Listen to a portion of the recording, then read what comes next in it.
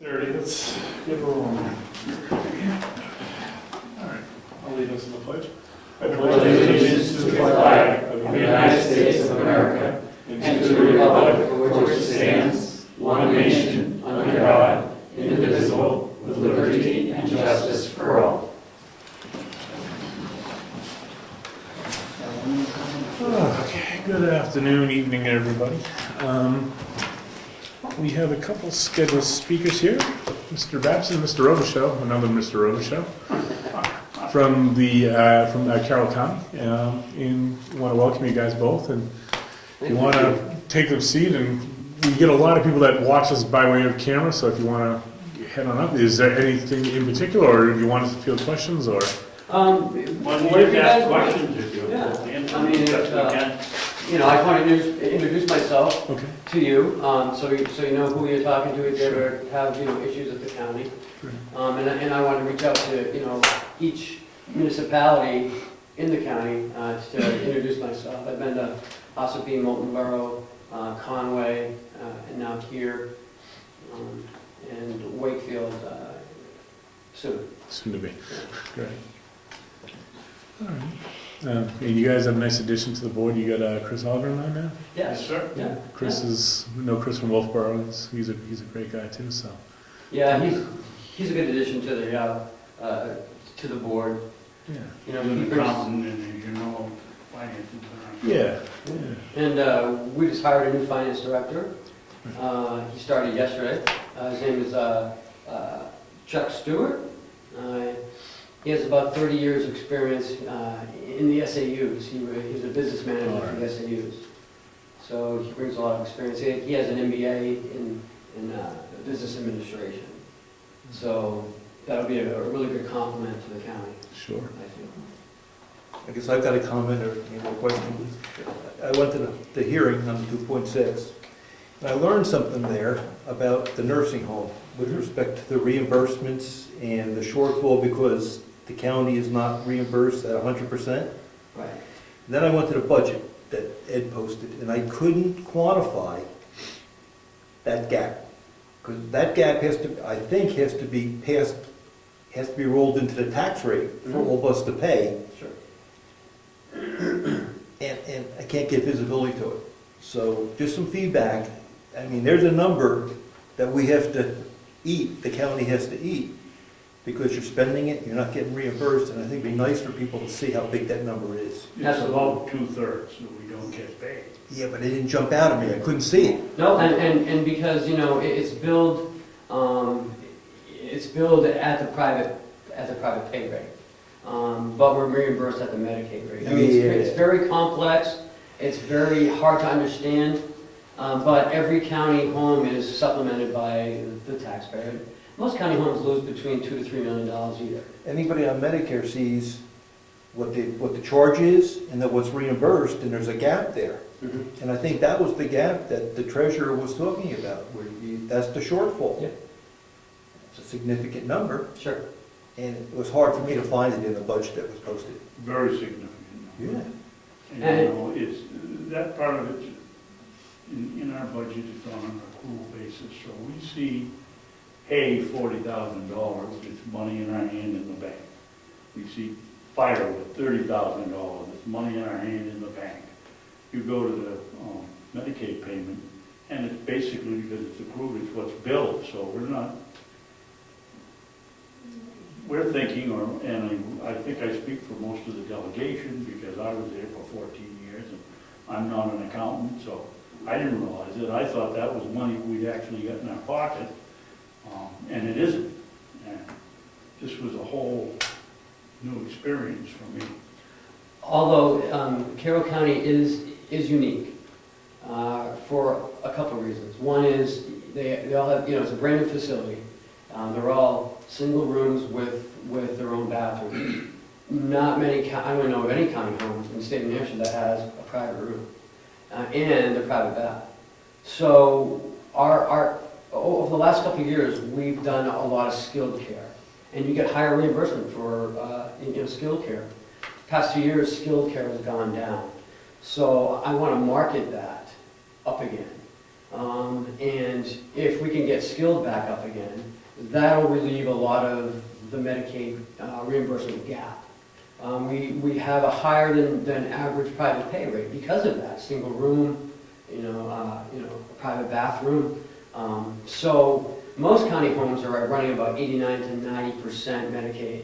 We are about 78%, so it's not really too bad when you look at some of the other revenue sources that we may have.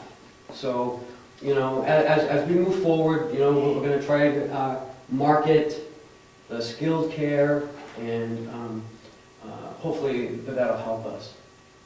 Any other questions? So, do you know what percentage, if you had Medicare, straight Medicare patients in there versus Medicaid, do you know what mix you would have to have in order to be profitable? I don't, off the top of my head, I don't, and I don't want to give you false information, so. Okay. But if you'd like, we could research that, and I'd like to get I think it'd be back. a number you should try to come up with. We have, the goal has been 25% private, 75% Medicaid. But So remember, 25% Medicare or private? private. So private meaning you're billing the patient Yes. or the patient's family And they're paying the whole full rate. enchilada, Or their as it insurance were. company. Yeah. And that's higher than most nursing homes in the state. But, we have to remember though, county homes are there for a reason. And they're there to help the people who don't have anything anymore, who are we're the safety nets of the county. And that's why we have county homes. So we don't want to lose sight of that as well. But we can augment and help supplement that loss with other revenue sources. It doesn't always have to fall on the back of the taxpayer. So, we just have to get a better handle on it and, market it probably a little bit differently. And we're actually going to be doing that, so. So do you see yourselves in the next 6 months being able to get from the new financial director financial statements on a regular basis Sure. to show you? Yep, What's going on? and we have other plans that I haven't even talked to the commissioners about moving forward, down the road in a year or so, changing the whole look of the finance department. So, you'll be seeing changes in another year or so of how we restructure our county finance department. Mhm. So, With the Medicaid patients, is there any way for the rooms to not be private rooms, to be semi-private rooms, to have two people? No. no, it was built to be a private, because, again, CMS is the driving force behind all new construction, and you'll see hospitals now, they're all going to a private room as well, and I think CMS is driving that end of it. So I have one other question. I know I work for Central New Hampshire VNA and Hospice, and I know for us, we have the 2% sequestration, which is taken from us for the last 3 years, but we also get a rural add-on. Do you get the rural add-on? I don't believe so. Okay, I'm not a nursing home administrator, right. but I've worked in. It adds some money back. Yeah, I don't think we get that. If we do, I haven't heard of it. And I've never heard of it, so. Well, because we're in Carroll County, typically, I know for each of us, we do get the rural add-on added back in, and it helps some, the sequestration and everything else that Medicare is taking away hurts each year. It gets worse. Yeah.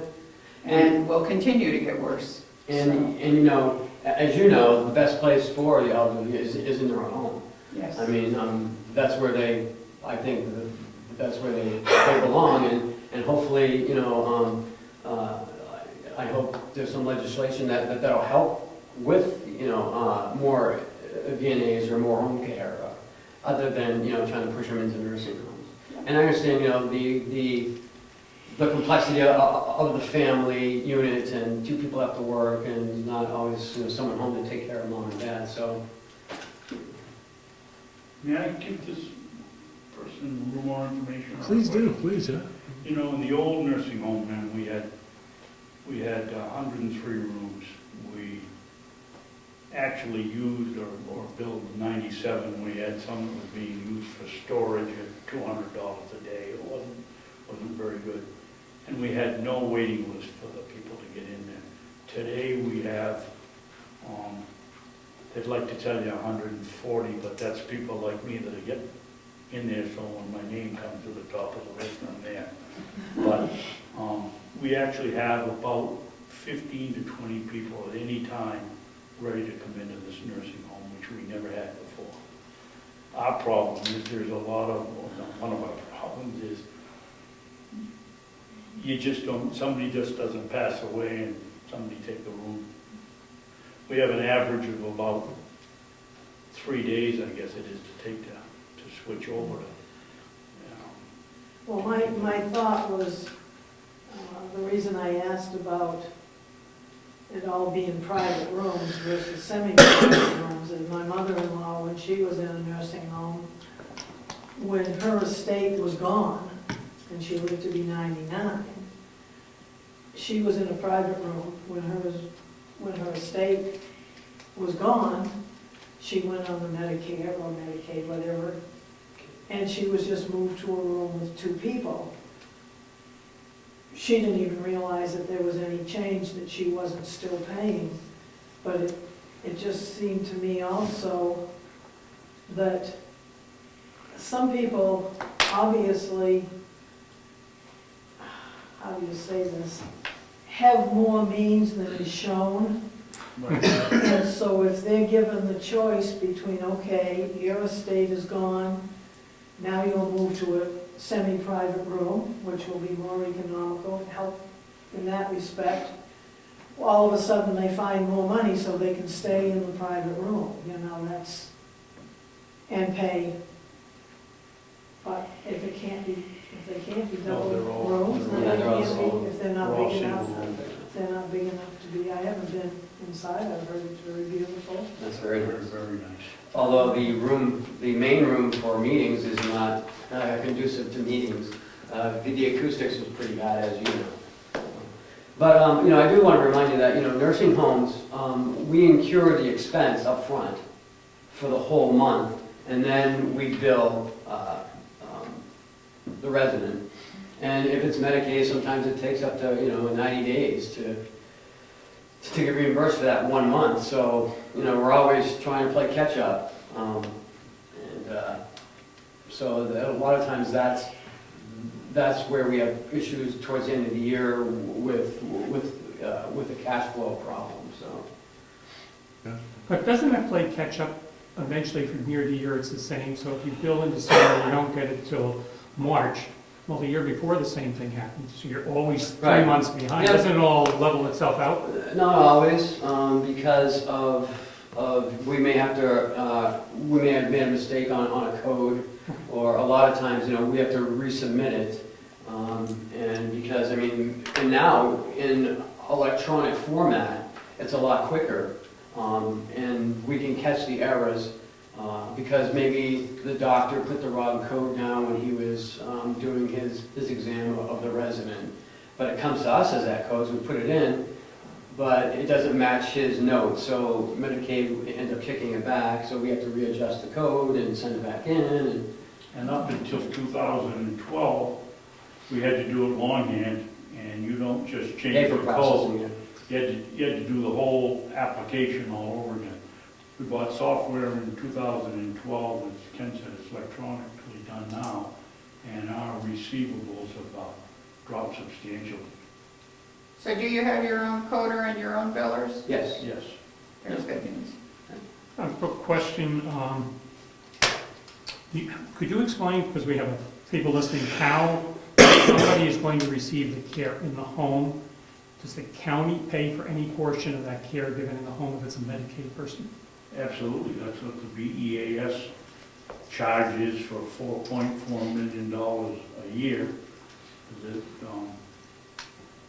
the delegation felt it was going up too rapidly and cut $200,000 out of it. For really no reason, except that it's a large number. We just got that check back this month and had to repay it now. So come December,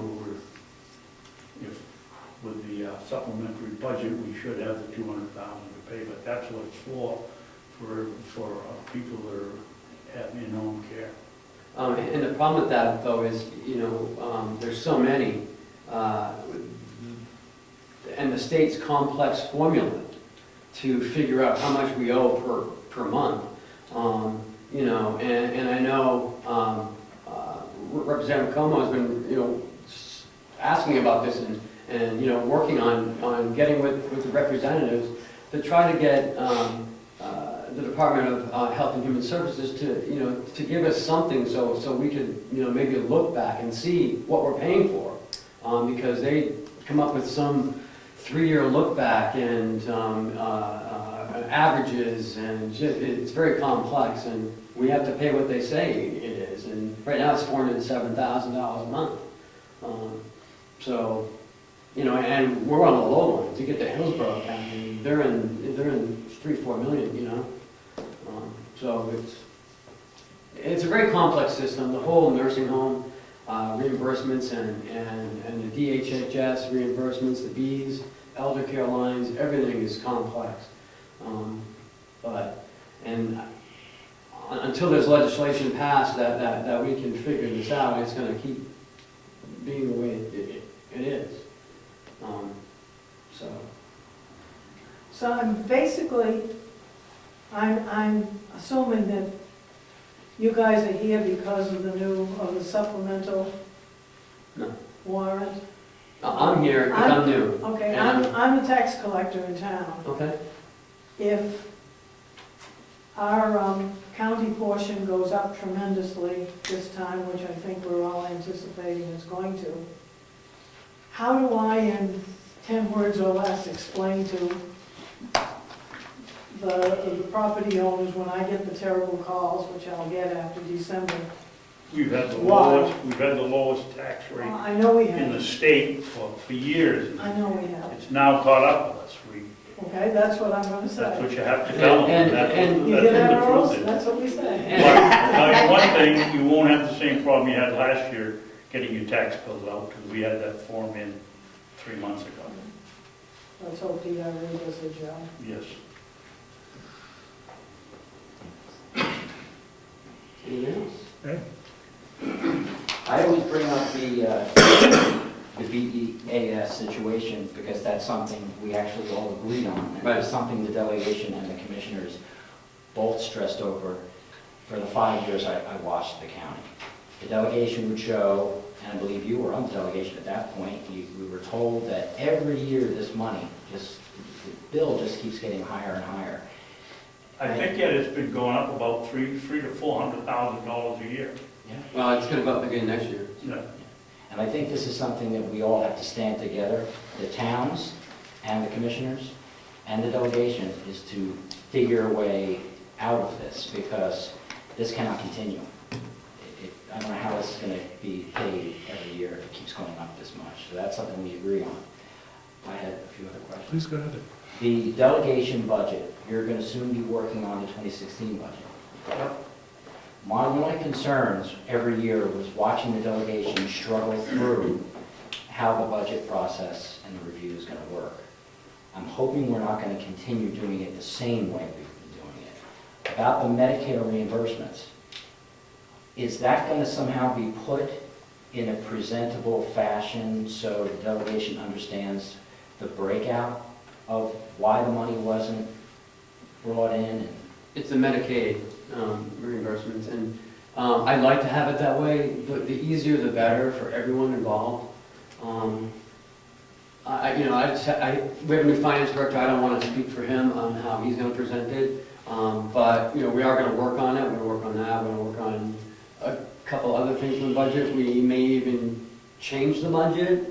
I haven't talked to them yet about it, but I'm going to be talking about it tomorrow. And maybe make it easier to read, because I come from Stratford, county, and then the budget's more simplified, it's easier to read, everyone understands it. And I'd like to adopt that or a part of it anyways. The ACS system we have, I don't like the reporting part of it. What are you looking for? I mean, what can we change? We have I think he wants more actual revenue. than- showing actual figures what we have. That's the one thing that we really need to change, so that when you people are setting a budget, you know what we actually spent, not what we billed, not what we collected, but what we collected exactly, not what is still outstanding. My comment was, at this point, was only in regards to the Medicaid and how that's put into the budget. So all the delegates understand, not only this cycle, but election cycles in the future, so everybody understands how that's broken down. So when we haven't received our money back, that should be on the budget, so we know how much. That was never, ever discussed. So I'm hoping that's. The way it is now is we have the accruals up there, the Medicaid accrual line, $8 million, we'll say, because it's pretty close. And then we have, at the bottom of the same revenue line, of the same revenue sheet, we have the contractual skill D, the contractual Medicaid. And so you're supposed to take that off of this, down at the bottom, and that's too complex. I mean, no one's gonna be doing that. So we need to do it a little simpler, you're right. So as we're heading in a good direction, so I like that. Another thing. We keep hearing the words forensic audit over and over and over again. Now, I did a lot of research, and there are different types of audits, obviously. Perhaps at this junction, we don't need a forensic audit. Thank you, Ed. But, there's always a but. We have to wait for the audit, that's the 2014 audit, to be completed.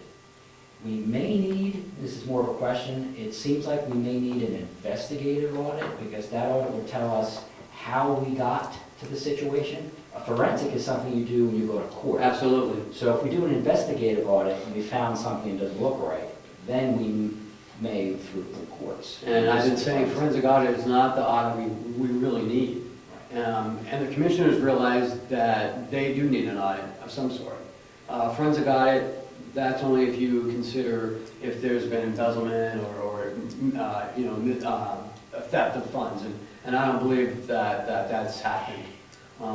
But we do need to find out what happened to some of the accounting and why was it accounted this way, and it needs to be streamlined. We need to know how we got to where we are. You're absolutely right, and we need to wait until the 2014 audit's done, because that's key moving forward. That is one thing I'm hearing from constituents, that they want to know how we got here. They're afraid that, as government usually does, it wants to just move forward, and it doesn't want to go back, figure out how it got there. And then the fix, that didn't really fix anything. They just moved in a different direction. So I'm hoping we'll fix this, so it doesn't repeat itself.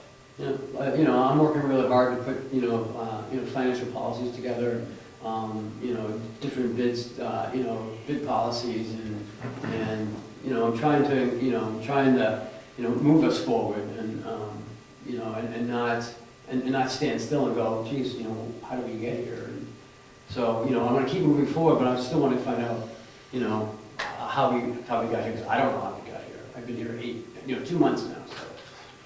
Well, I welcome you, and I welcome the new relationship between the commissioners and the delegation, because I think, speaking just for myself, I would like to see a time when we can come into a meeting and have a productive budget review, be confident of what we see, and then go home and not sit for 4 hours not knowing what's going on. So I think we're going in a good direction. I hope so. Thank you very much. Thank you.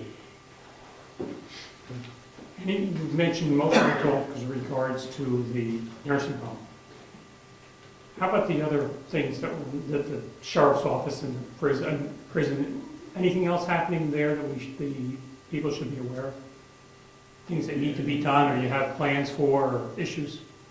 Just, we were doing really well with our employment situation at the House of Corrections. and we lost 4 people this week. Oh, yeah. We hired 7 people in the nursing home yesterday. Oh. It's just, you know, people aren't gonna clean bedpans for $10. And, they come and do it and go, and,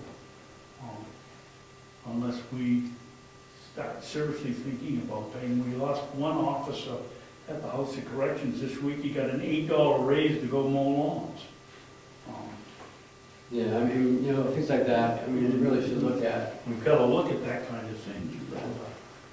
I mean, money isn't everything. Right.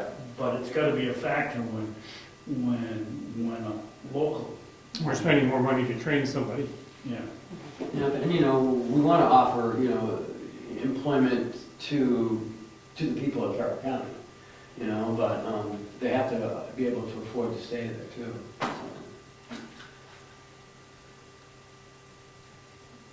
Any other questions? Anyone else? Well, I want to thank you for the opportunity to, you know, to meet you all and answer questions and meet the people of this. This is a charming town. This is the first time I've been through here. Driving down the road, I'm like, oh, I'd like to buy a house here, so. It's a very charming town. Yeah, I saw that on the way in. But again, thank you very much. Great. Gentlemen, thank you. Thank you. You're welcome. Thank you. Thanks for coming. Byron, thanks for meeting me. Thanks for coming, appreciate it. Thank you. Thank you for Yes, having sir. us. If you have any questions, feel free to We know call you are. at home or at work or whatever. Thanks again, gentlemen. Thank you.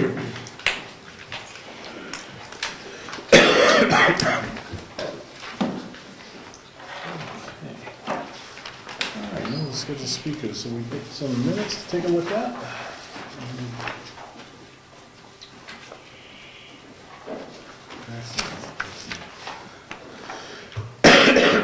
Excuse me, so we get the September 8th minutes.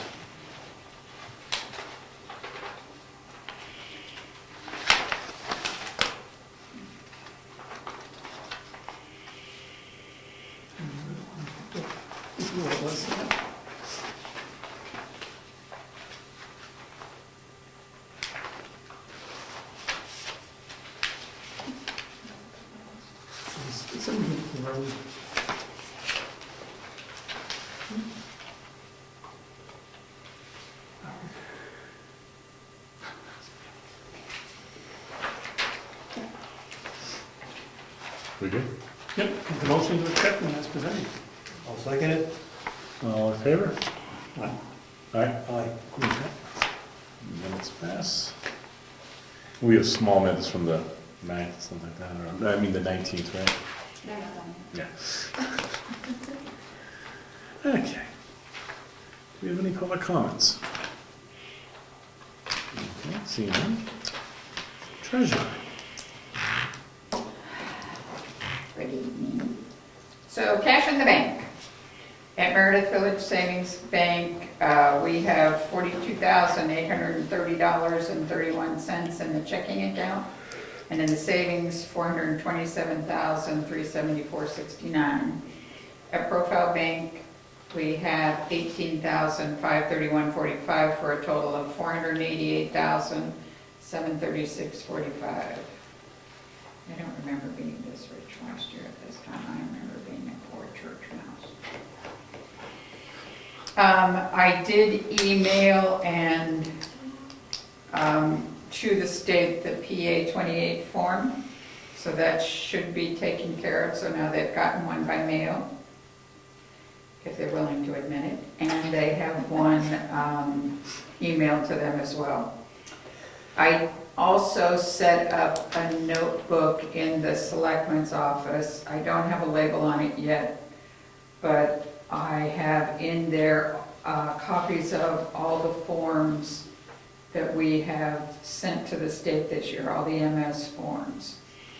So I'd like for Lori and I to look at it afterwards and decide what order we want them in. Do we want them in numerical order? Do we want them in whatever? So we'll take a look at that, but copies of every form that have either been uploaded to the state or sent to the state, other than the annual report, which and reports the annual report, will now be in that booklet, including the ones for the trust. And I don't think I have the auditors, but So the DRA has the forms that they need for us to ultimately set the tax rate? To the best of my knowledge, the last time I checked the website, Yeah. which would have been late last week, they were all still pending Okay. in their minds. I haven't heard anything where they've all been approved. You were talking, all of Brookfield's is pending. Is that what you said? All of, like, the 434 and the MS1 are all still pending as far as they're concerned. Nothing has come down as completed or approved. Okay, so for us to set an appointment to set the rate, probably not quite yet, right? Because they're still, Remember what happened last year, when we started querying, and it was late, at that point, they put us in the queue. Right. And the only way we could find out where we were was by checking their website and looking at a spreadsheet. yeah. And I was trying to get ahead of that this year by saying, what do we have to do to make sure we're up in that queue? Well, I think by getting the forms uploaded, you get put into the queue, right? Don't know. I said, I don't know that, but I could email Michelle Clark and ask her what the process is. what the process is from there, because to the best of my knowledge, they have copies of every form that they need. And if we're waiting on them, okay, if they acknowledge that they have our information. Yeah. But if they're waiting on us, Yeah, then what do we, who do They we call? acknowledge that they have the information, they just haven't acknowledged that they've approved it yet. Okay. Question? What's the queue? Line. Yeah. The order of worship for who goes next. Oh, okay. When we get the okay. appointment, we do the conference Okay, so call. each town, they're listing as they're doing them in sequence. Okay. Yeah, then we get to that Excel spreadsheet, Sure. we manipulate it, we then sign off on it, and I fax it back to DRA, Makes sense? so. All right, so would you just check with us, see anything we need to do, or? Sure. And if there is, then we'll do it, and if there's not, we will wait to hear from them. Sound good? Sound good? Okay. And that's all, okay, yeah. That's all you have. Well, Bill- thank you. Bills and stuff. Well, I am not gonna skip the tax collector again this meeting, so. Money's still coming in. One question I wanted to bring up is, have we decided to eliminate the newsletter completely? I know we decided not to do it last time, and there was a little bit of talk about maybe doing it once a year, Yeah. or are we just gonna forget it? I think we should do it. We should what? We should do it. When are the tax bills going out? Well, hopefully they'll be out. The goal was always November 1st, Right, if that's the goal, it usually doesn't happen. But it's early November, they always Hopefully, go. hopefully, depending upon when you get the rates set. There again, we're back Back to, at the mercy of the DRA. in the queue. Okay. All their stuff is, I think the newsletter at this juncture of the year, this is my opinion, it's more beneficial than the newsletter that comes out right after the town meeting, which I think is almost, it's a duplicative, form of communication. I think there's a couple things we can piggyback on the newsletter too. Also, the letter with regards to land purchase. We can get a lot of information on that. I think we should. You typically do the tax rate. well, Yeah, there is quite a bit of information. with a new selectman's assistant, who's very efficient. If we put our heads together and There's other things we'd like to put in it too. A lot of people are unaware of the issue with the county. I think we should have at least something in there to explain that is going to impact this year. There's the other typical myriad of information we should try to get in there. well, that's just what I wanted to bring up, because if we are gonna do a newsletter, we really wanna get going on it now I agree. and get it squared away. Could I have a PS? Just a reminder that the selectmen had requested that all committees and departments get their budget requests in by October 1st, which is next week. You stepped on one of Lori's Oh, points. no, I'm really sorry. Is it here? Did I miss it? It's administrative assistant, she's all about it. Oh, But we do appreciate the proactive efforts. warming up. I was your warm-up act. Right, and what we'll say is if we don't hear from you, then we're gonna get Lori on you. Yes. Yeah, because I haven't heard from many people. Okay, so the newsletter, can we get an email out to the department heads to say, we would appreciate their 2015 newsletter information, or blurb, or however you want to describe it? And compile them and then we'll work on them. You should have a date that you want in. Yeah, I'm thinking October, Could be soon. Yeah, because. October 10th. Try to go before then. Just because you want to get the bills out, by the time that gets typed in to get in the envelope, I think you're going to need them. Well, they're gonna get the bills out in November, beginning of November, right? But the newsletter's got to go out with them. That's what I'm saying, so if we get the blurbs in by October 10th. Yeah, I think you can go to the 17th, right, because then we could look at it too on the 20th. So when are you mailing out the bills? That Minimum. would depend- Oh, I'm Yeah, sorry, depends on- November. I'm thinking October. My apologies to everybody. Okay, so you wanna do the 17th as please get us, and maybe send a reminder out on the 10th if we don't have them? Sound good? Yep. I believe the last An time extra month. you printed them Here. here, Yep. and that was okay? I didn't do it. We grabbed yellow paper or something like that, we grabbed a different color paper and we Yeah. printed them Yeah, and it works fine. I think we Almost every time. stress the machine. We just Because need to there's do a lot of copies. fewer at a time. It was always my understanding that it was actually cheaper in the long run to take them down to Staples and have them do them, but I wasn't the one doing it. I'll gladly go to Staples and do We it. had somebody, So I will tell you, we we had paid, somebody outside do them. so do we know how many copies we make? 500. So we pay less than a penny a piece for this copier, not including the paper.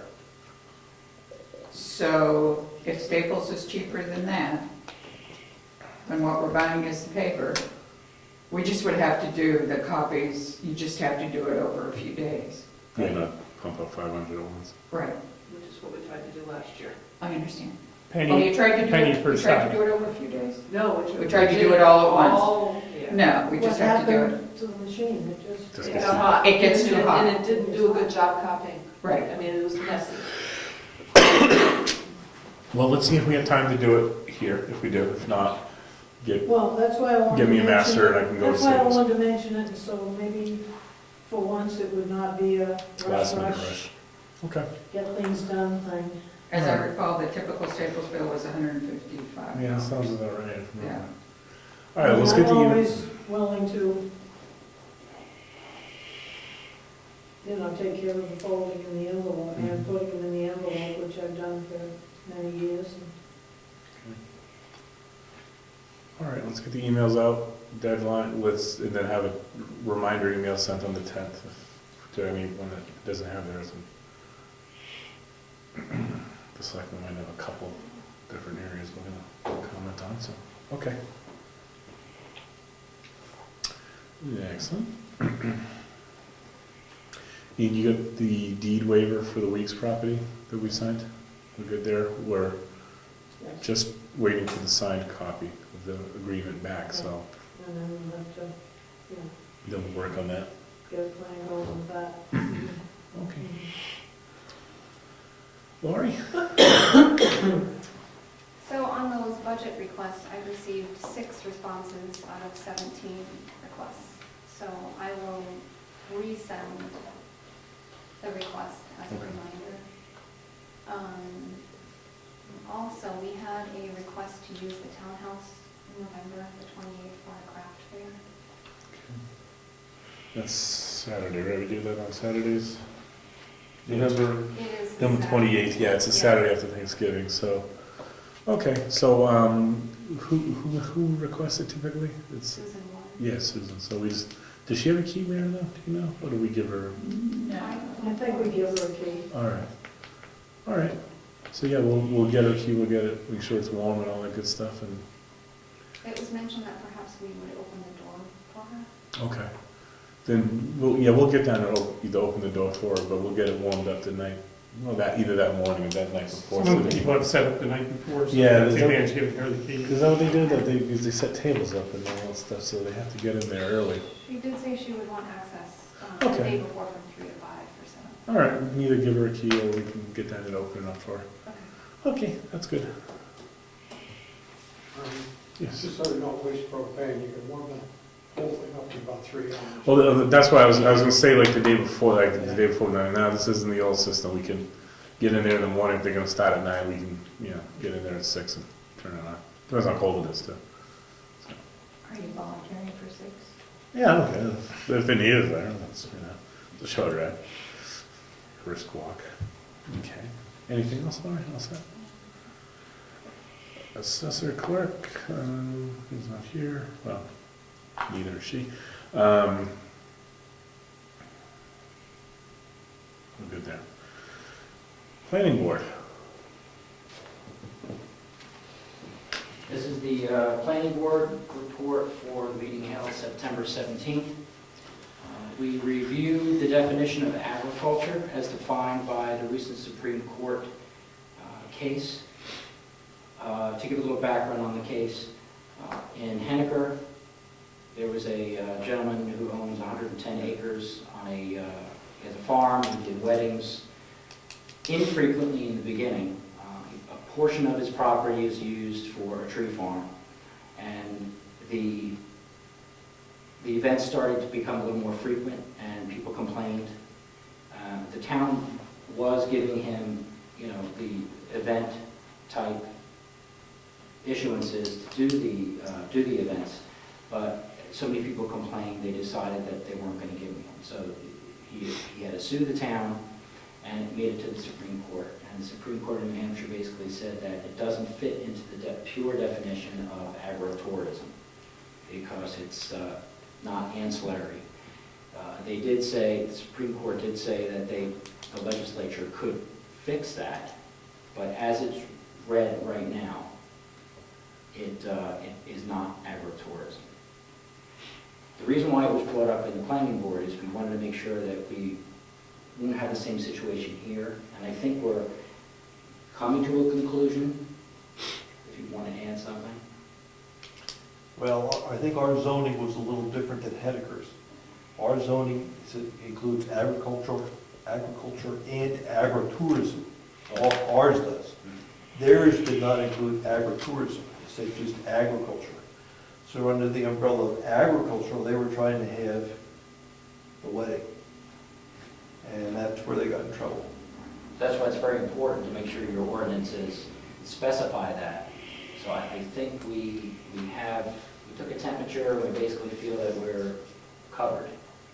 We allow it. We allow it. Because we embrace agritourism.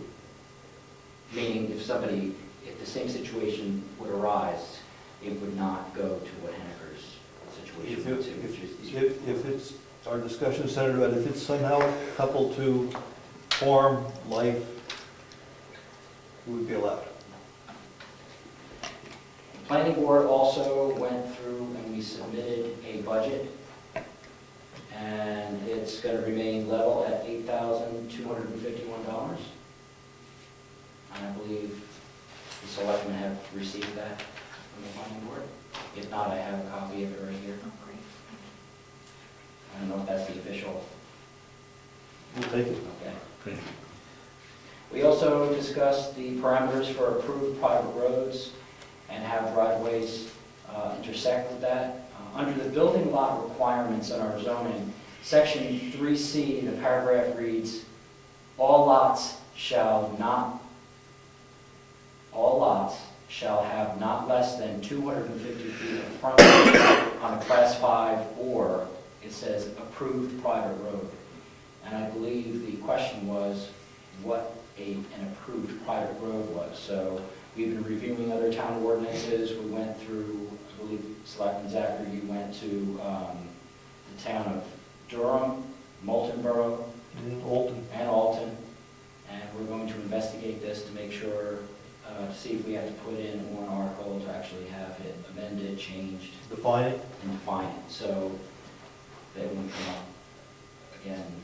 issues.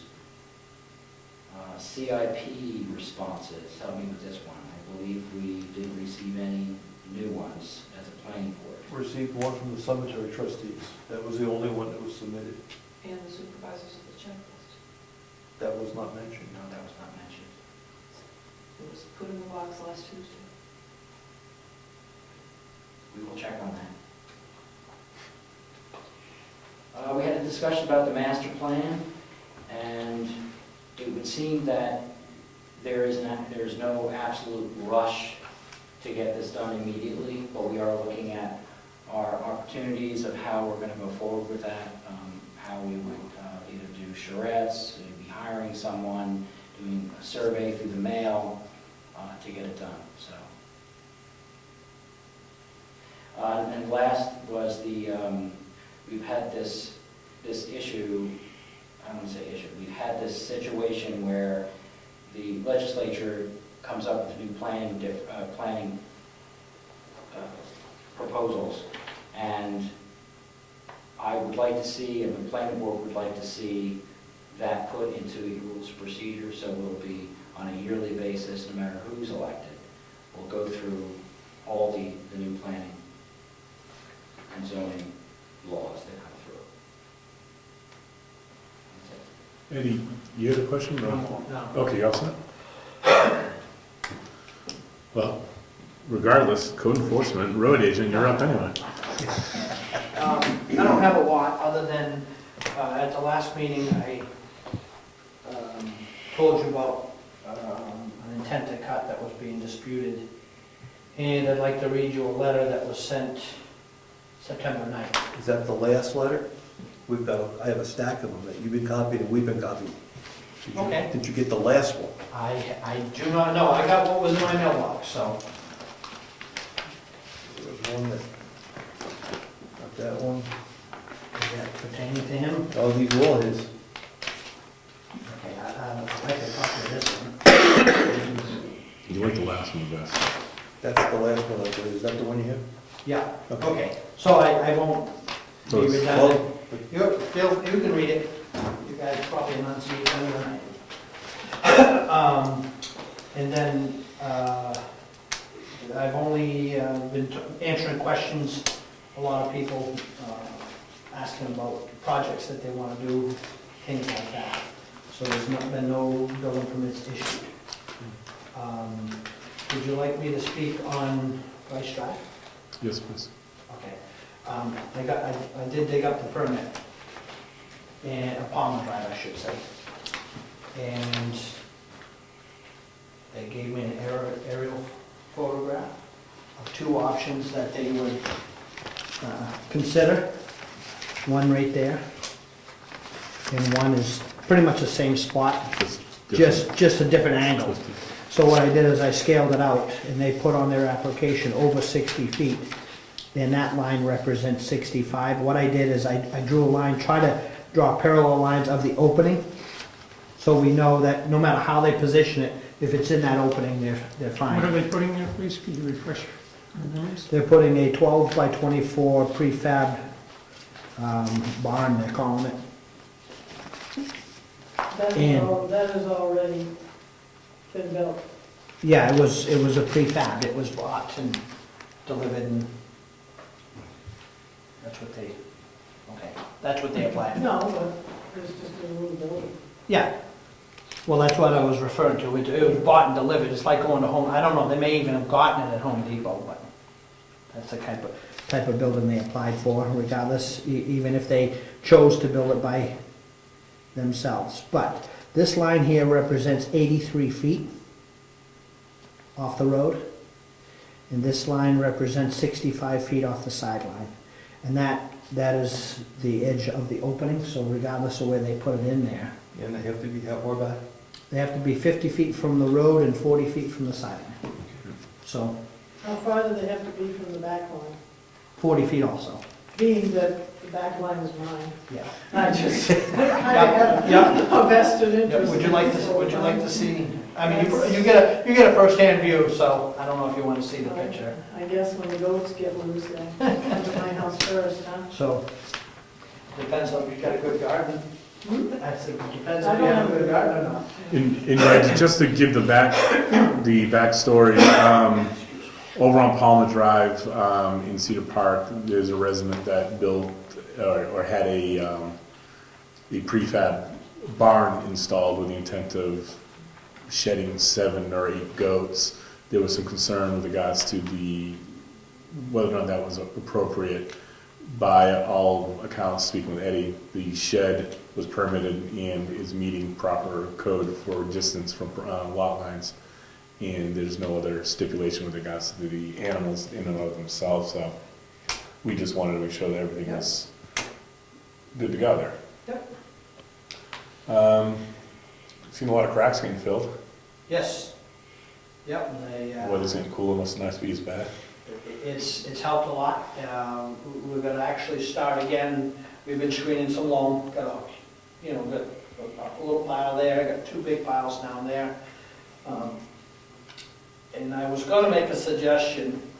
I'll make the suggestion here. I voiced it to one of you, but there's an awful lot of loam. And I thought that maybe we want to offer that for sale, because it costs about, by the time it's ready for sale, it costs, the town's got about somewhere between $15 and $16 a yard into it. And you can retail it easy for $18 a yard. So you can make a little money over the cost of having it screened, but you could also reduce that pile, because I know there's been discussion in the past about the stuff down there. So. Now we use some loam on Stoneham. Yep, I've got. You got more than enough of that. Yeah, I didn't do the whole pile because I just didn't want it, at this point to, there's other things to do with the budget money. But I put some out here so that I believe we're still on for October 1st for the propane line. When that's done, then we'll dress all of that up. And then when I'm done out there on the far side of the town hall, any Mars that I make in the lawn I'll fix. And then I have some divots in the back that I'm going to fix from when we ran. What did we run there? We ran another propane line, I guess, over there earlier. And then we have two spots, 2 residents on Stone Road that when we did that project, we kind of got across their lawn. I mean, that sounds horrible for the camera, but we ditched the road and disturbed it, so we want to put the loam back and grass it in. Okay. And I got plenty of that. Okay. So. As far as selling the loam. I mean, it was just a thought. No, well, Maybe next year, or, and then it was brought to my attention that the town may be needing more. For the cemetery. You use a lot in the cemetery. So, All right, well, it's food for thought for Yeah. the spring, because I don't think many people are going to be doing much grass seeding, although it's a good time of year. All right, okay, Food for any thought. other questions? On the crack ceiling. Yeah. You're gonna start again, I haven't been up. Oh, I'm sorry, I kind of got inside. So we did a bunch in Roberts Road, on Stoneham Road. We're gonna come across the portion of Garney Road that we actually ground up. It stops, I can't remember the house number, but you can definitely see in the road, there's a seam in the road, I guess it would be southeast of Charlie Cotton's, down over in the dip. I guess the person would be Mark O'Brien's house. Right there it is, mailbox. We ground, it's one of the first projects we did when I became road agent, was grind that section and build it up. So we'll crack seal all of that. Then we're gonna go to up on Moose Mountain, and we're starting our better roads and working backwards until we run out. We've put out almost a pallet. And how's Clark doing? Because Clark's got some cranberries growing. Yes, it does. I mean, I'll buy more when this is out. I'll buy more, or we can, and that's up to you guys, because we can go quite late until the frost really starts to settle in. I should check with with the treasurer to see I how think much we should it's. seal it. I guess my feeling is we should seal it and keep the water out. That- Well, that's what, right, but I mean, it's a matter of which roads do you want to do that, and do you want to just keep going? That's what I would recommend. Yeah, Clark Road has some big, Yes, I'd keep going. Okay. It's good with me. how about the gas, the LP gas tanks? Have you worked that out for delivery? Yeah, I talked to a gentleman, somebody, was it you, Lori? Somebody called me, there was somebody here looking to fill, whoever, they called me, I had nothing to fill, and so the gentleman called me a day or two later and said, well, you know, we want to set you up, and I said, well, you don't understand, we have plenty for this year. I said, do you want me to call you when I'm done, and then you'll just pick them up? And he goes, we use those so infrequently, if you're gonna be crack sealing every year, just keep them. And when you need them, fill, call us. So he put us on, for those 4 tanks, he put us on call. So, he just said, keep them in the shed. Is that what we want to do? It doesn't matter to us, it doesn't matter to me. When we're done, you know, we'll just use them, if we have one left over, we'll use it next year, and if we don't have any, we'll have them filled in the spring and do. Well, where I was coming from is, we don't have a lot of storage space. Oh, we got plenty. Oh, we do? Oh, yeah. Okay. Not I inside, got not I got inside. boards from the schoolhouse. I got all kinds of stuff. But you don't want to store that inside, yes? What's that, the boards? No. Yeah, Propane. in the unheated shed. Yeah, we gotta put the fire truck outside. When do you want to do a road? Excuse me, just, if I can remember how. Just stop pushing buttons, it's gonna shut off sooner or later. I don't know how to do it, sorry. When do you want to do a road planning meeting? Soon. Because I have some ideas.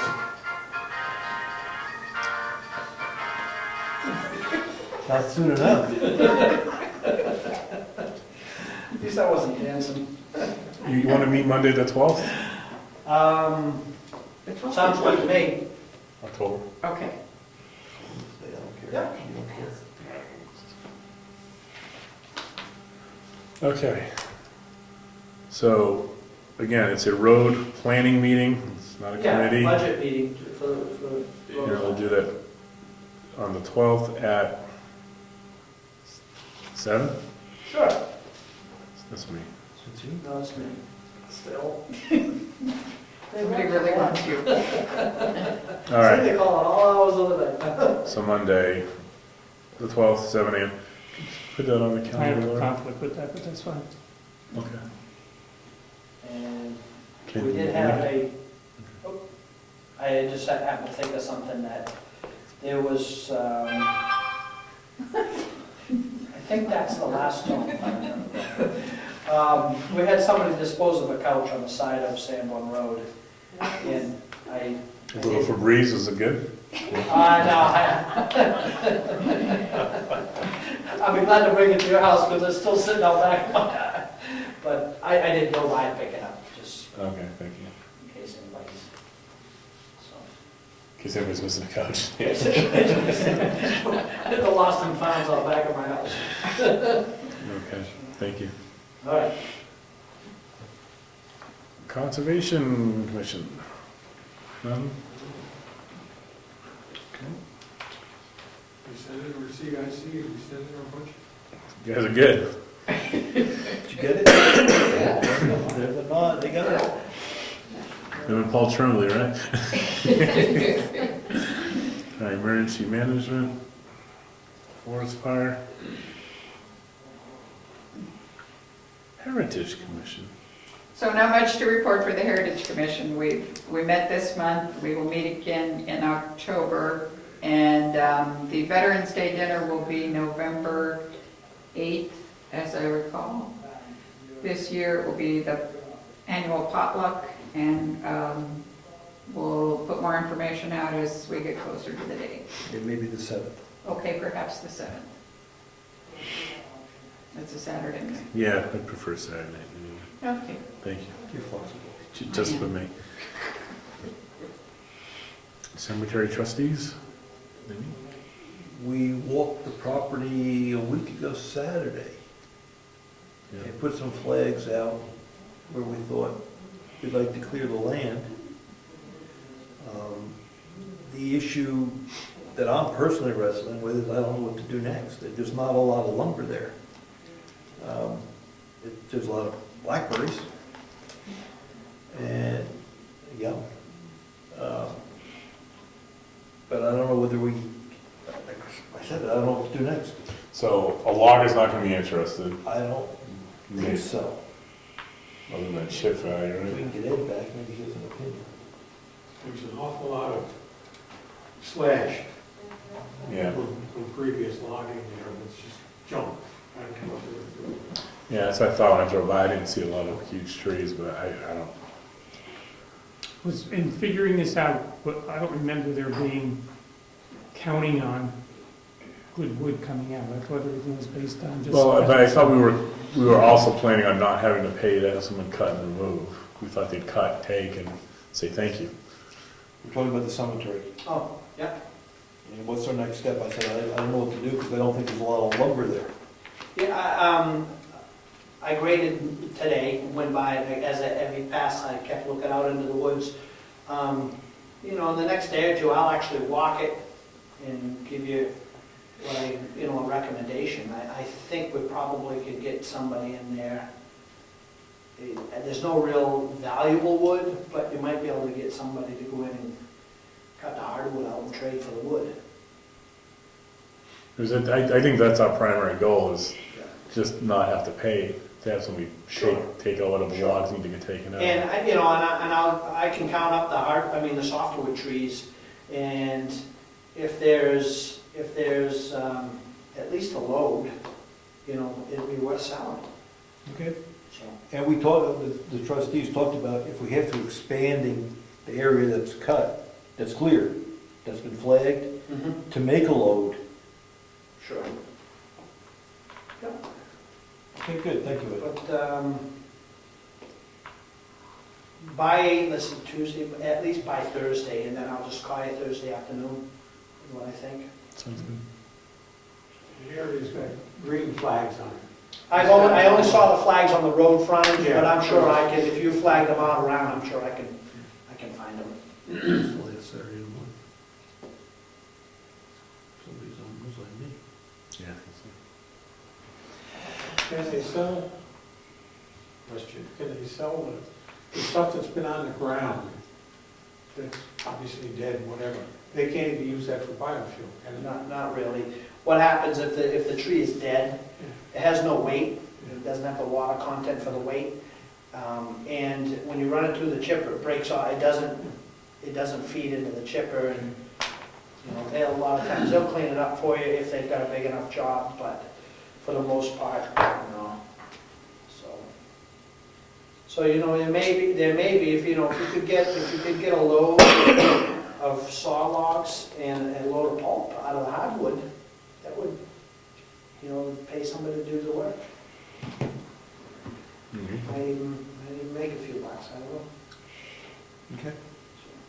Thank you. Are there people around to do that this time of year, or they're? Yeah, you're not gonna find any big logging companies not gonna wanna mess with it. But there are people around, small operations that will do something. A lot of times the person who will bid on the job to clear it, to stump it, will do that work too.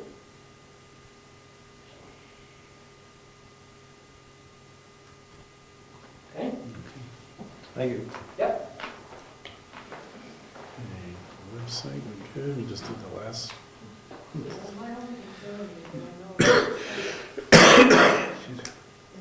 No, the both committees.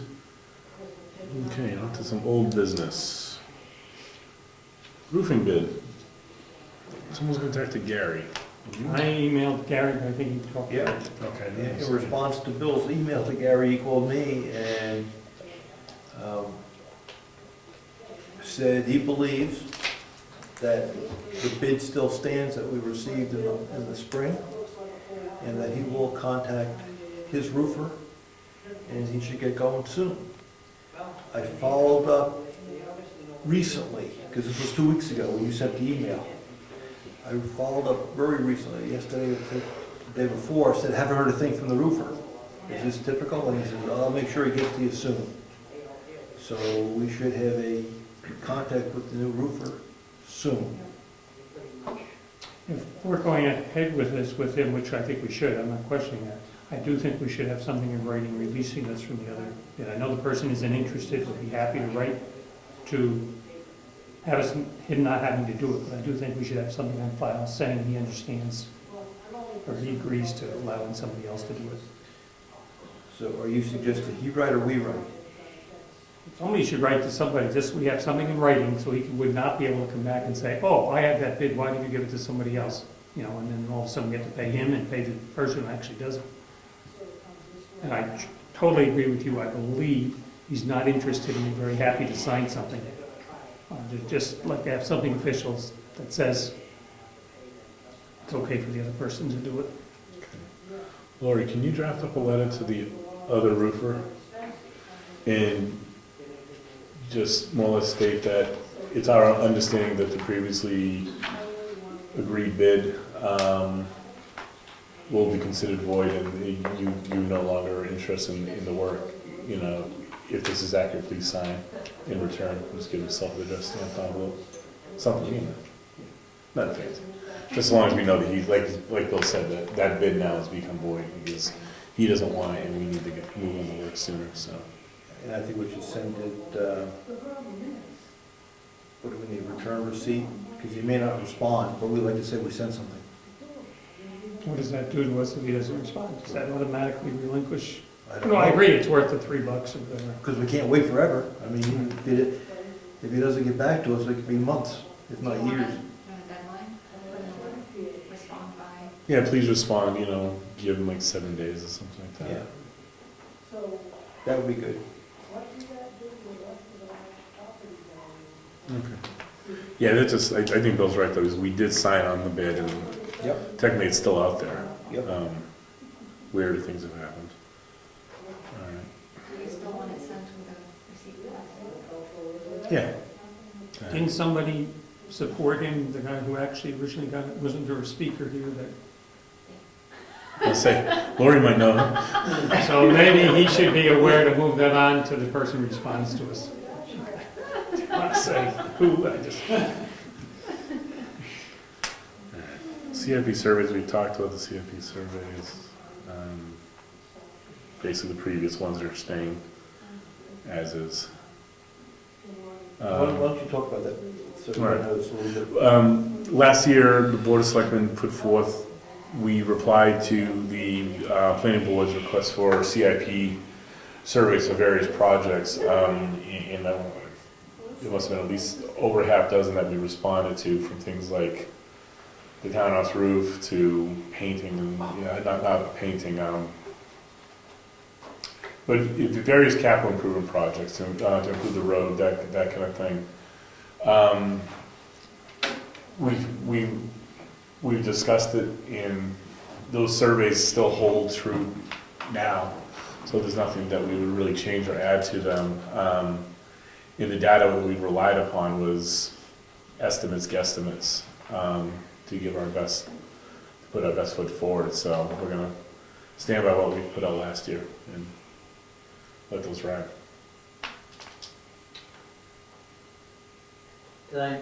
Were you just discussing the roof? Or was it the studies? Well, we were just discussing the roof. Gary Ciccarone is getting universal build, Universal building systems? no, but his roofing, it's a roofing company that Gary deals with.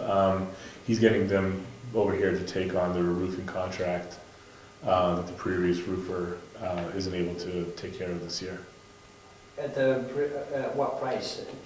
Same price you quoted? At the same quoted Okay, price. because I didn't know what you were doing, and I talked to a friend of mine who's been in the building industry for a very long time, and I got a number of somebody who, out of Rochester, who he does all his roofing. So But if you're, We're moving ahead with Gary's. okay, But if that falls through, We've been here before. Plan C. Hold that number. Yeah, save the numbers, right. fine, I'm not too technical advanced with this phone as you could imagine. How many calls was that? That was One just, that was with just a message and one then a word that I had a message. This past Saturday, there was the scheduled walk and meeting. The walk was to go look at the Hunter land, which is a roughly 250 acre parcel that has been offered to the town of Brookfield for sale with some stipulations, as everyone knows. The idea was to meet over at the land and take a walk up Old Governor's Road. It's Old Governor's Road. Then we crossed the field. There was, I think, approximately 7 people on the walk. Not a very good showing. Nonetheless, we did do the walk, and the land is everything as described. Wooded, hills, some big open fields, and not much wetland. Of notice, there was, on the walk, there was a real estate agent, broker, I'm not sure exactly what his title is. He did raise that we should look for comp values to make sure that we're buying land at an appropriate value. And so Rich has engaged a couple folks to see if we can go get some comp values to make sure that our per acre price is within reason. I would think that should cost us a great deal of money to get a comp value. No, I don't think so. I guess it all depends. From what I understand, it all depends what the deliverable is. We might be able to go to some local real estate agents and say, just, do you have any comps? That would be very economical. If we had to go to get an appraisal because we're going for grant money, which we're not, then that would be a bigger number. So I guess I'll try to contact some real estate agents. Now, he had comps. The gentleman that was there had some comps. But when I discussed his comps with other people in town, they thought they weren't applicable. So we should be able to get from George, I guess, the assessor clerk, some transactions that reflect land sales in town and see what the value is on the property.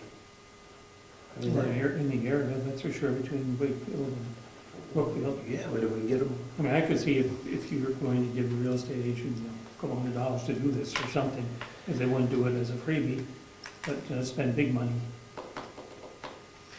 Doesn't Avatar have that assessed more than twice what you're? after that meeting, we go over and check the tax card. You're We checked right. the tax cards, it was over 400,000. And it just, and yeah, see, so that was the number that we were using out of the box to say it's not a bad deal. And now the agent is saying that it's way overpriced what we're paying. So I think we have to deal with that, understand that.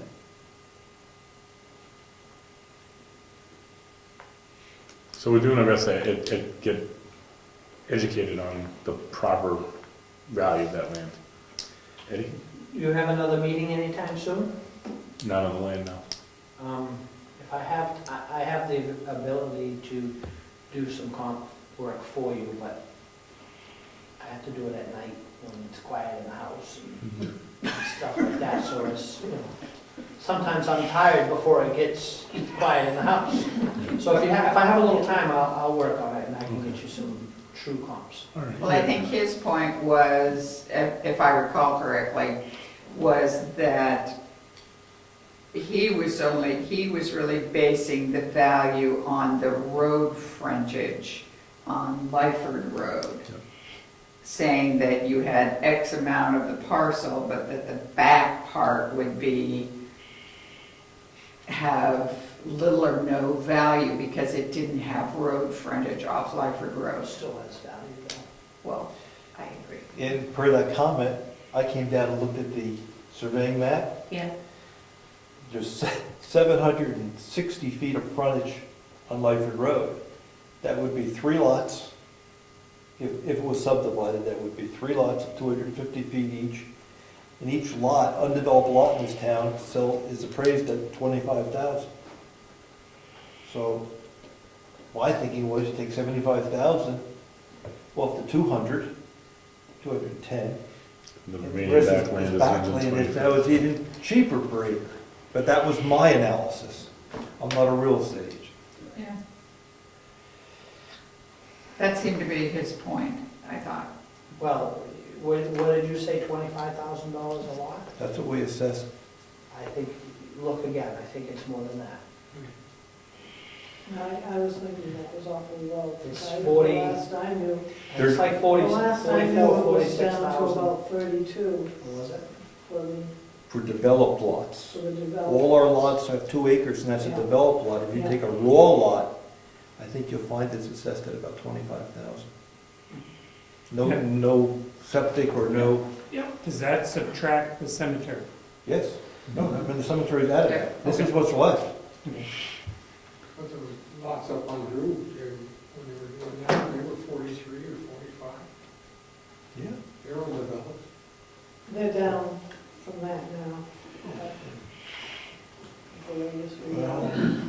is still true. higher. But still, So- but we got good road frontage there that we need to take into account, and ultimately, this is not 5 years from now, we're talking 50 years from now.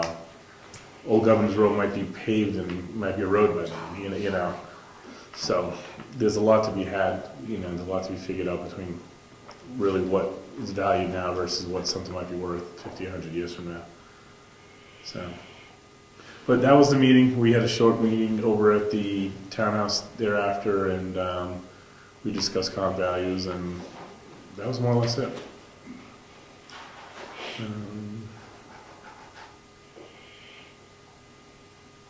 Assessor clerk audit, contact Avatar, Greg Nichols.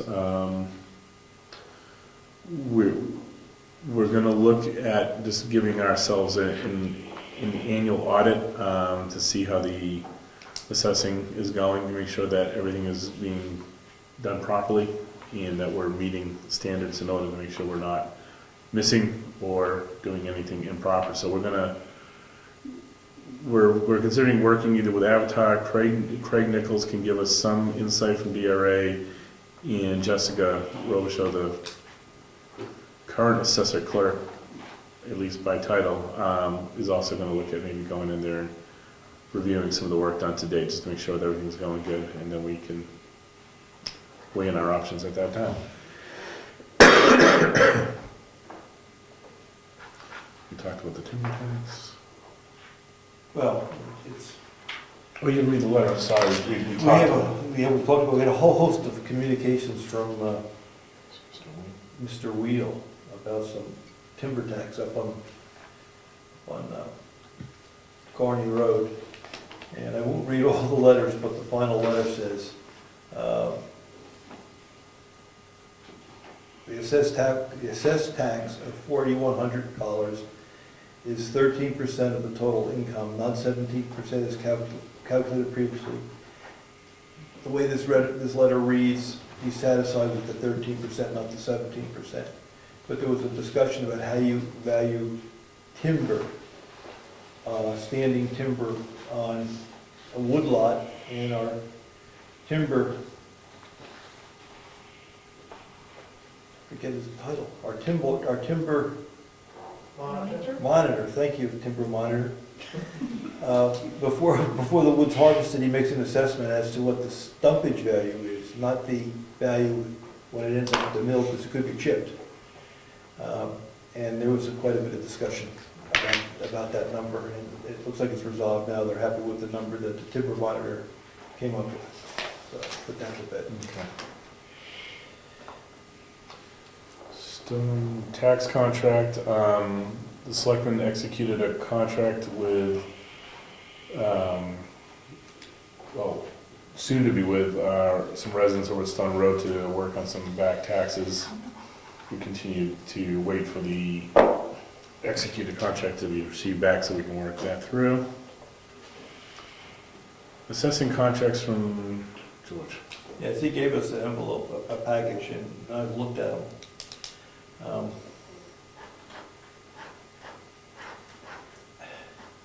It's going to be a challenge I think, for us to put one of these together. I went to the web again, and I pulled 3 or 4 from the surrounding towns, And they're very, very detailed. I can share them with you.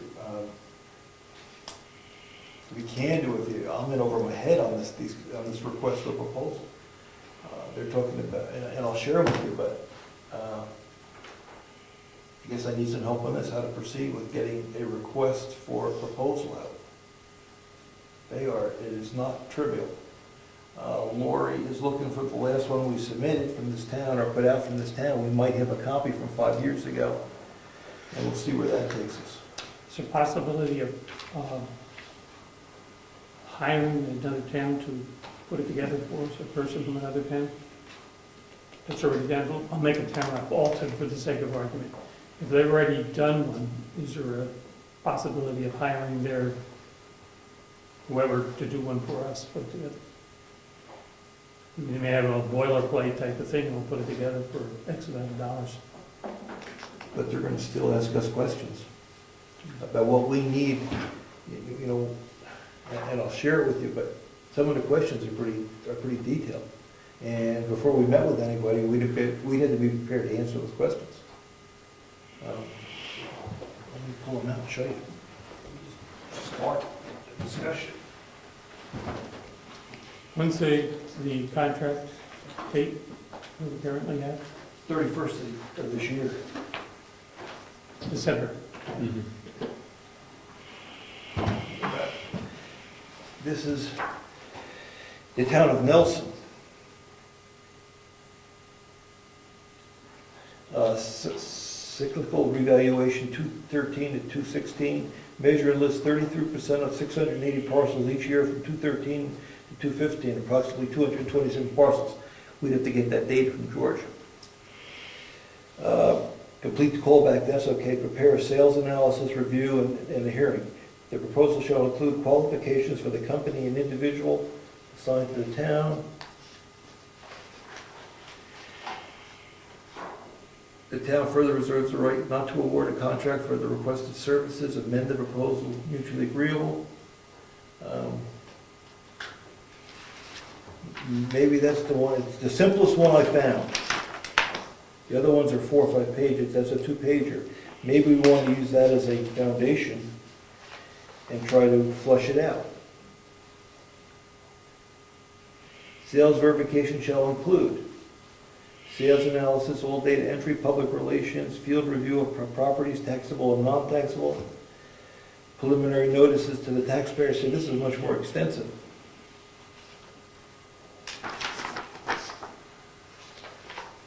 And then I have the one from Wolfboro.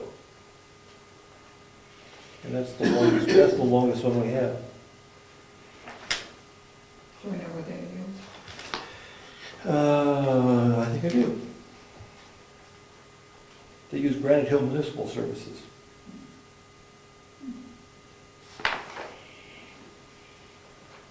The key will be the one we used last time.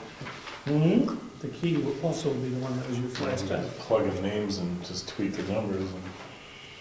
And make some adjustments that may have been suggested by the DRA. I'm sorry, I'm not following. Use the one we used 5 years ago. Can't find it. That's, They must have a copy of it. who? I have it right. A copy of our contract. Oh, we have a copy of the contract. Yeah, we have the contract. We have the contract. But they don't have the letter of proposal we sent them? I'd be surprised. I wonder if we did. Lori has found you found something that said, please reference something on the web or something for the contract? Do you want to get a copy of it? Sure, if you can.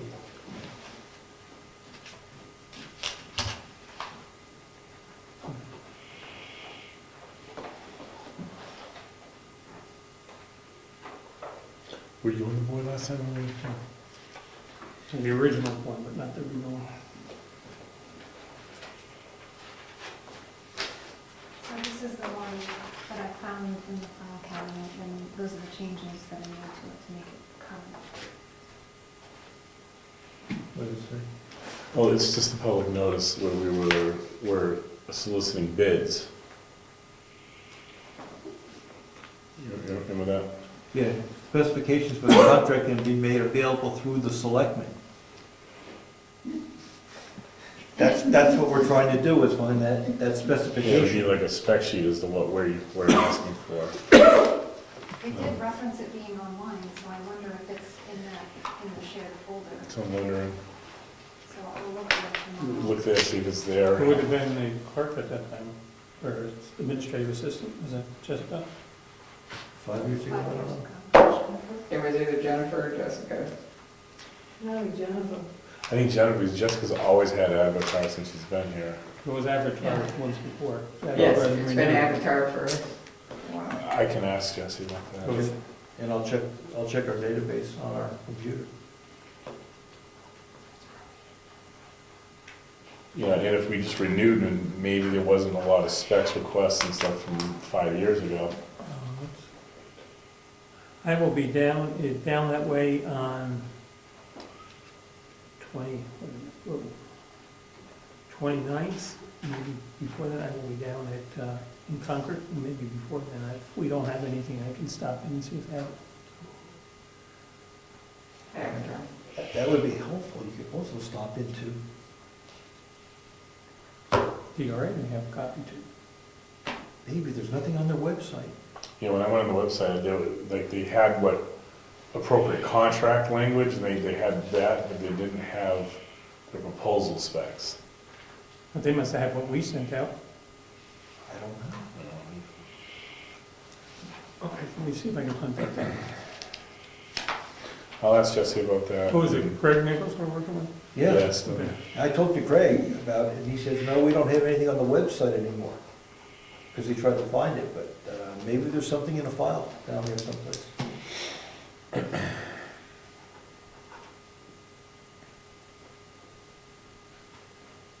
Okay.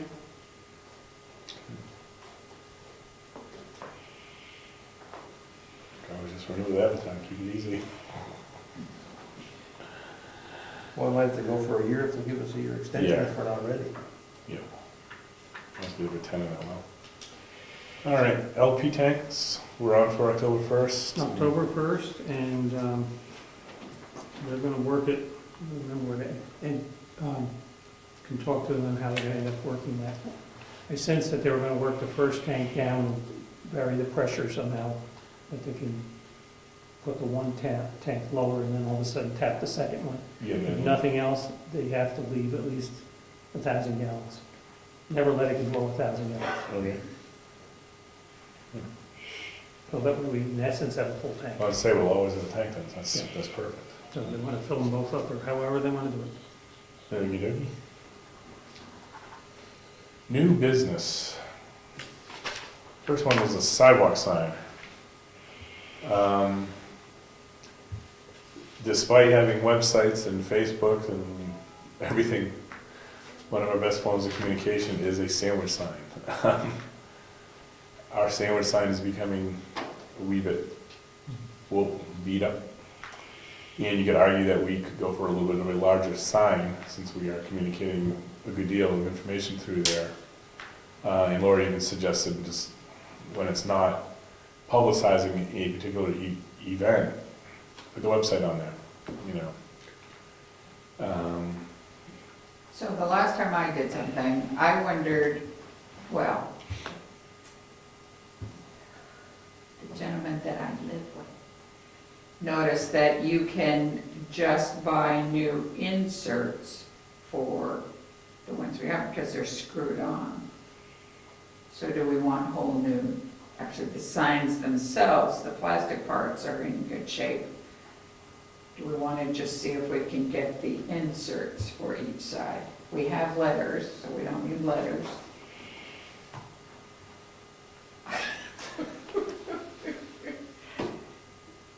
I just question a larger sign. Let's have something flashing for the neighbors. Yeah, a little one scrolling on. Yeah, the LED sign. Okay, maybe not. It's just, again, we've heard from so many different people on different events. If it wasn't for that sign, they wouldn't know half the stuff that's going on in town. So I'm just thinking, do we invest in a little bit larger of a sign to get our, Do you want me to get prices on either a refill for what we have. We have two. Mm-hmm. I know they're both in need of You have two signs? What two sides? yellow and white. Huh? Huh? I don't know what the white one. Well, Yes, we have two. So, that's why we have two sets of letters. So, you want me to look into the price for a newer, bigger, or replacements versus replacements? Yes, Perhaps and is what both. I should say, yes. yes. Thank you, thank you. Is there any such thing as a, like an insert you can put that's already been pre-printed, almost like a magic slate type of thing? Yes, that's You can what stick up everybody's the- going to, is pre-printed, and, yeah, it's crazy, but they're smaller. They're like half that size. I was looking into this at one time this summer. And so it's just, you make up your sign, but it's like this high versus the height we have. And I don't know that we want to pay for professional or Staples printed weatherproof signs each time we do an event. Yeah, I like the idea of just slipping the letters in and out, and whatever event comes up is the event. Yep. And then, like you said, when it's off topic, we can put the website. How many events are you gonna list? So I understand where you're coming from, but I think there's a point where the people have to take some responsibility, like to put down every time there's a selectmen's meeting. They should know by this time, and I don't think we have to run out there every time there's a No, we selectmen's don't, meeting. but Well, it, Special events, like the Veterans Day dinner, home, Yeah, old that's fine. old No home problem. day, walk, Earth Day, cleanup. Yep, that's fine, no problem. Yeah, I'd say that we probably use it, we would maybe 5, 6 use it. times a year. Yeah, we may even use it more if it's bigger and then the snow comes and then it becomes obsolete. Rich is working with the high school voc. Oh, yeah, I forgot to mention. Why don't you take it away on that? We had a suggestion last spring from Diane Smith that the Voc Tech, the trade school, takes on small municipal projects. And they are working on a new kiosk for us right out front. They're supposed to be building it this week. So that was good news. We have to pay for the material and we'll get a free kiosk. Do they ship it over here or do we have to go get it somehow? I'll figure it out when we get there. I said the big issue is this was not waterproof, so it rotted out on us. So I'm hoping that they did some creativity and give us a waterproof one, but I'm sure it'll be fine. Nice. Yeah, that was a good idea that Diane found. Yeah. Thank you for reminding me. No, we need that sign's all too important, so, for legal reasons, if nothing else. All right, generator contract. We have a proposal from Dame Electric to provide preventive maintenance on a biannual basis for the generator at the town offices, which would include oil filter, spark plug, thorough inspection, as well as tested, will be performed. Each visit will cost $150 for a service. If there are any issues or recommendations to be made prior approval will be sought.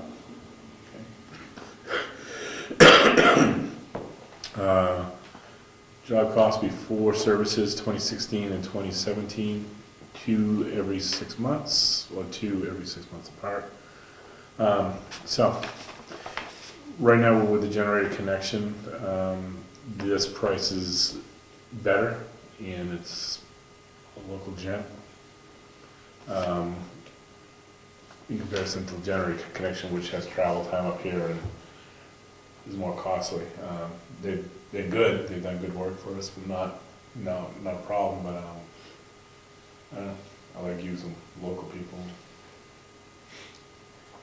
Save a few bucks too. So it's $150 each Per- time he comes and does it, twice a year, Yes. plus materials? Plus, Pieces parts. It looks like oil, let me read it again. Provide biannual, okay. Annual basis, town offices, oil filters, spark plug, and thorough inspection will be done as well as the tests will be performed. Each visit will cost $150 for the services. If there's any other issues, recommendations, prior approval will be sought. So I imagine it's $150 for the services and parts are probably extra. That's right, I think that was the intent. Which makes sense, because when we get our generator bill, they change this, they change that, there's the service called the travel, and then there's parts that we pay for. They usually don't change the spark plug every year, they do it, every 6, they do it every year, so. And this would kick in beginning of 2016. Do I need We to have do a any? contract with the generator connection? Or We- they just go on? We have a contract with them, yeah. Do we know when it expires? I think it's this overlaps, so yeah, January 1st. so. Do we have to give them 90 days notice or anything, 30 days? I don't read the contract, I think when the contract expires, I don't believe so. Okay. But we may want to pull it out just to make sure. Are they scheduled to come out and do a fall inspection? They were out here just this summer, Were they? so probably not to the winter. Hmm. Because remember last time they were out here in the winter, they paid, we paid for them to dig it out because we neglected to dig out the generator. So we'll make sure we schedule Dane spring and fall. Yeah. However, we learned that if the generator can't breathe, The motor it shut will down. overheat and shut down, which I didn't know. Because he gave us, 4 for not shoveling it out. Plus it was lost snow. And it was cold. You outside. remember that part. Yes, they do. So, do we want to stay with generator connection, or do we want to go ahead and change the name? Make a motion to go with the new person? I'll second it. All in favor? Aye. Okay. Lori, can you look for the generator connection contract? We should have it over there. And just pull it and we can contact them and say that, we will not be renewing our contract for 2016. Just end it there.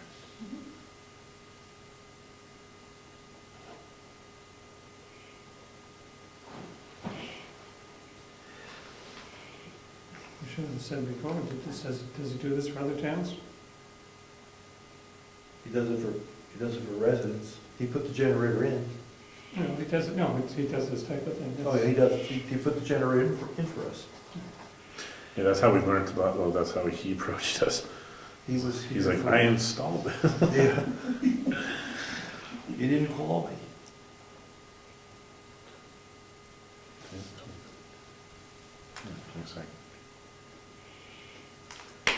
Okay. All right, you can mail that to him and we'll be off to the races. Just keep a copy for us, thank you. No other new business? You good? You good? Any other public comments? All right, we'll just do some correspondence and then we'll wrap up.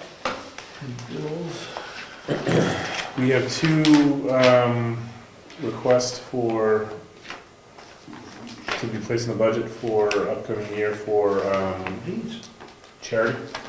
One is from the medication bridge, the other is from Central New Hampshire VNA Hospice. Add those to the piles. These are all that timber issue. Those are George put them in his. Or the timber monument. In case something came in. Oh, I already went through. I'm just gonna check the mailbox, mine, in case. Oh, yours, I'm crazy sorry. thing came in. And we have these to look at. Any bills to sign?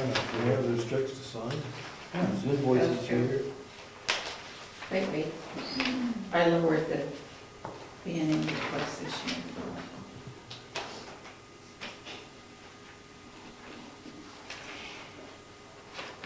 have a couple item you should probably look at. Ossipee aggregates. And I thought I paid the Harris the 26, I think I did. I think we should put Christmas lights, I just see them here around the sign, you're gonna put the pie-shaped sign out here, just have little lights. You know, twinkle lights. Solar powered, like, white lights. I like mine, Anybody need a thing on holiday decorations? Not nobody interested.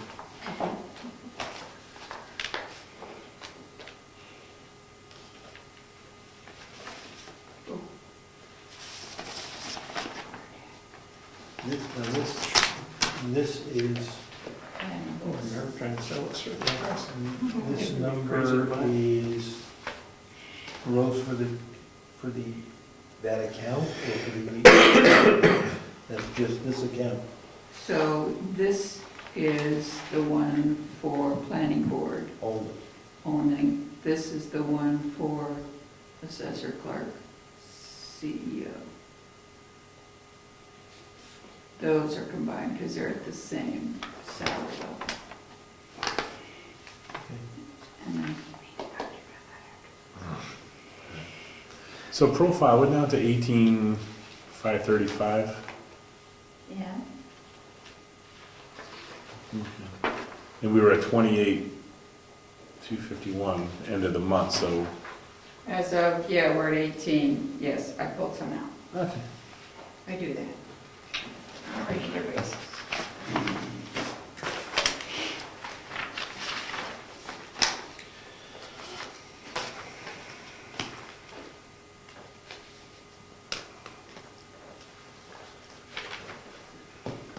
So this one got missed, but they've sent a new, this is for the Tax Collectors Association. This is one. And then it's dues for the year, so $20 for each of them, and Diana said she'd fill out the form for me. That's all of interest for that much money. Do they, $1.68. do we initial this, or they gonna mail this in? I'll mail it in, then, that's okay. Initial? Either way, yeah, you should. Pass those back. Thanks. Did you?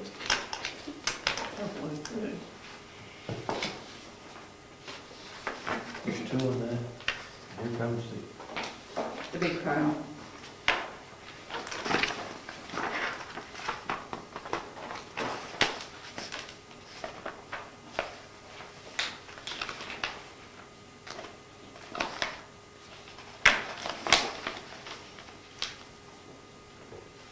You looked at me, you gotta say something.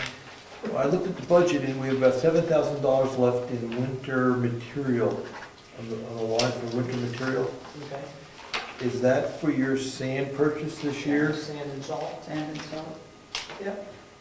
So you'll use most of that? probably. How much did you see left? About $7,000. Oh. Winter material though, that's, Last year you used, but I also got, I thought it was close to 18.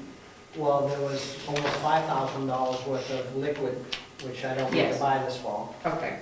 And I have a half a sand shed full of sand, so Oh, it's all gonna be good. I think I paid that one. What, the Macac, the Harmac? I think I did. May be paid. I'll check before I pay it. What's Harmac? What do they give? Sell? What? Harris. Oh, A.H. Harris? Oh, That's, right. that's the crack sealer. $2,000. Hey. A lot of cracks.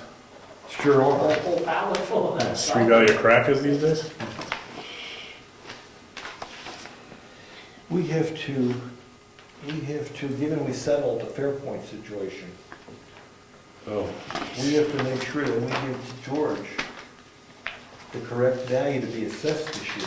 I emailed him. You can give them the number? I gave him this. This should have the numbers. Be careful. Good point. All right, Mary Lou, we're gonna need a check cut. I'm trying to find the amount of the check. Because part of that settlement says we're gonna tax them at this rate. And Yeah. If we don't tax them at the right rate, here we go again. They might take issue with that. They might, They might just say, us Brookfield. They're a little slow over there. they want to get an assessing contract, they can't even figure out, oh,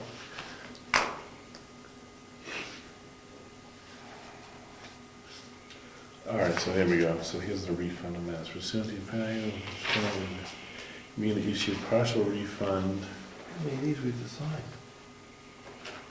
Just the statement. They wanted you to notice the Actually, number that's, at that the number's bottom. not right, that number's even larger. Oh, my It's gosh. even larger.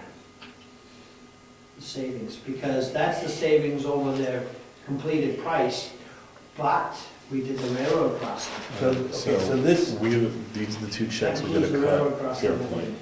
Oh, can I break that All out? right, No, you break that out? so I'm saying we initially, just tell Mary Lou that we need those. And then the new rate for next year. No, because we're, The new value of everything. Yeah, yeah, which, that was in the settlement we signed. Is that the settlement? see, so for the tax years shall be, so we gotta make sure he does 166.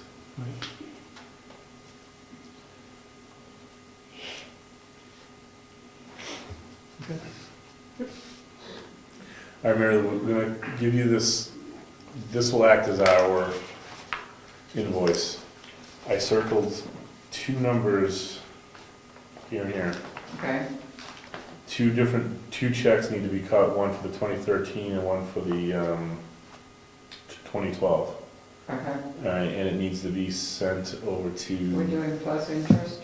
no, that That's exact the magic amount. number. And so we need to send it over, and can you mail these attention over to Jay Whitelaw? Who do we make the check payable to, is there? Yeah. That's the other one. We're gonna make that the fair point, because they were the releasee here. Northern New England Telephone Operations, DBA Fairpoint Communications, so make that the fair point. Okay. Can you do it? And is it- And is this my copy, or I need? Yes, I that's can That make a takes copy? care of what 2 years? 13 and 14. 13. I thought you said 12 and 13. That's what I thought you said. It says 12 and 13. Semantics, 12 and 13. All right, so 14. I thought 14, we dropped the rate, right?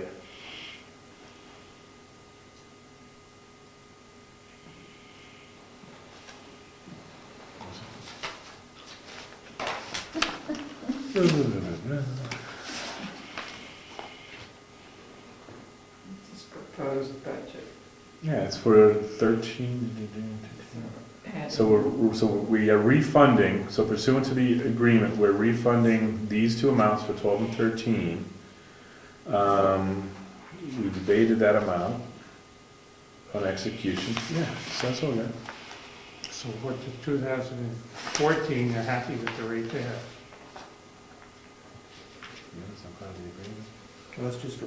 It's budget. Respond. Am I putting it in? Hold on, we'll talk. Do you have a value for 2014? I'll just share it with you guys. Yeah, we went to 166. Okay, So I think when we went to 166, that's what they're happy with. that's what they're happy with. Okay. All right? So, we've got the total bill for the material for the repaving. I'm looking at the Carroll bill. That's, there's a statement and a bill for each phase of that. Grinding, grading, shouldering, gravel, pavement, Came out at $79,000 for that job, including the railroad track. including the railroad track, the road agent says. He does say. That's broken out in there. Does that include your charges? for you? No, that's No. just, No.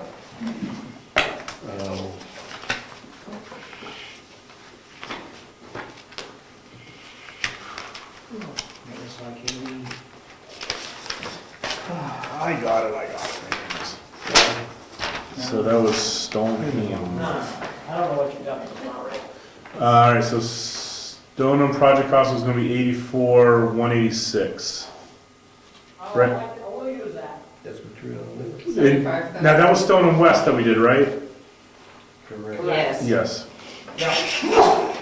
But the actual, And it got knocked down to 83,984. okay, That is grinding, gravel, and paving. that was all your projections, but the actual estimate was 81,622.10. Yep. So we're still under. Good. If I may. You may.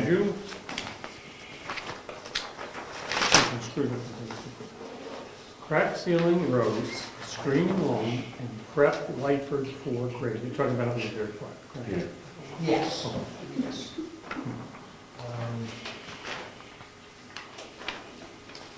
It was $910.50 for the railroad crossing. How much?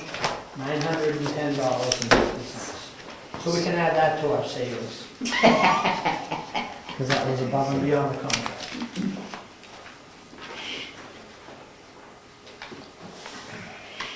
It's not an exact science, but pretty close. That's good. And just, still sign it, just for budget information.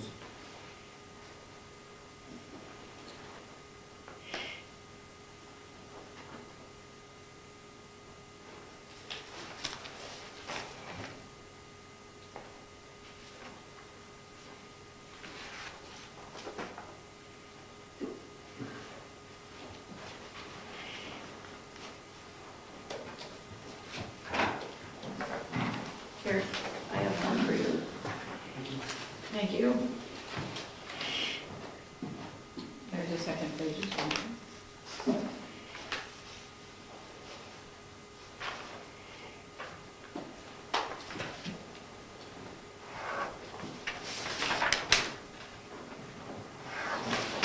Yeah. Okay.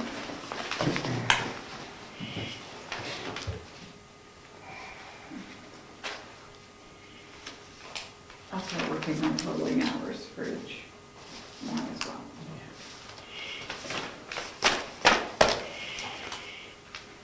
And I think we have hours this Saturday. I think it's me, actually. I have to check. It's me. Did you? All right, one of us will be here Saturday morning. I'll probably combine and measure and do those sounds. And Virginia's been saying she's lonely Saturday. She's looking for people coming around. It's one of us, I'll do it, because I think I missed one, so. You were washing windows the other day with me. You were? You were busy. Taking up grades and washing.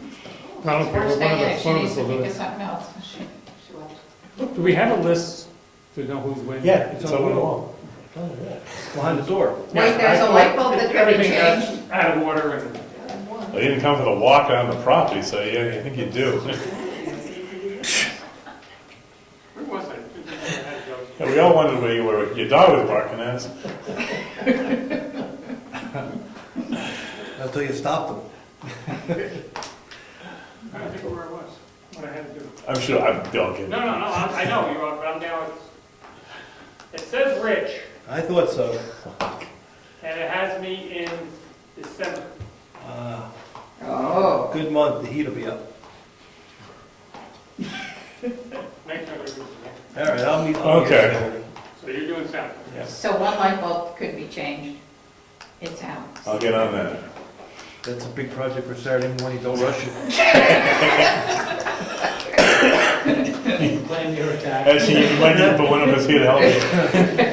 Oh. Get a ladder. Be safe. Okay, it's nothing further. The meeting is adjourned. How many engineers will it take to last? Maybe you want to end here and film this, or?